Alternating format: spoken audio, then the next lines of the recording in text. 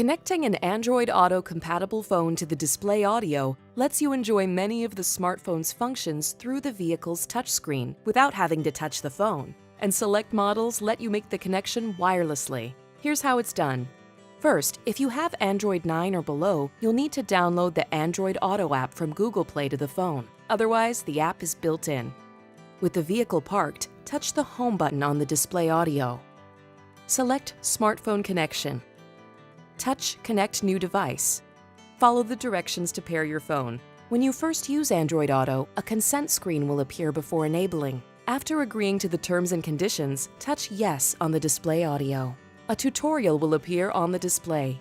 Complete the tutorial before driving and using Android Auto. Now, an Android Auto icon will appear on the display audio home screen. Touch the icon to go to Android Auto. An easy way to control your smartphone apps is with Google Assistant.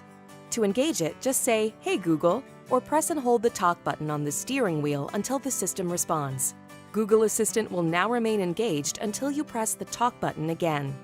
You can ask Google to make phone calls, send messages, get directions via Google Maps, play music on YouTube Music, manage tasks, and more. Touch the Home button to return to the display audio home screen. Note that models with the built-in navigation system can't use that system at the same time Google Maps is engaged.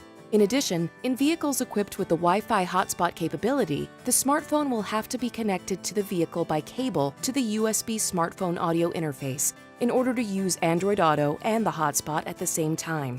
Just be sure to make the connection before turning the ignition on.